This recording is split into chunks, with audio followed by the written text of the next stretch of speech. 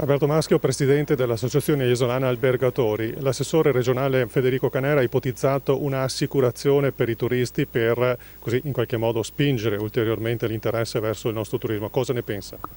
Ma credo che questa sia un'ipotesi che si era già paventata l'anno scorso.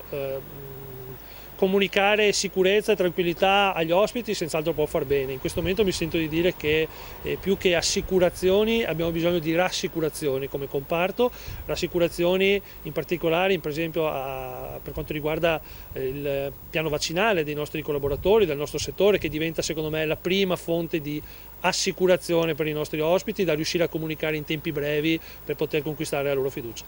Se dovesse dire una cosa alle istituzioni, quelle regionali e quelle statali, per rilanciare il turismo, cosa direbbe? In questo momento stiamo professando un trittico di parole che è congelare sostanzialmente la situazione finanziaria delle aziende, quindi pagamenti di tributi, di imposte hanno bisogno di essere congelati e protratti in avanti a tempi più normali, definiamoli tali, o quantomeno più prosperosi.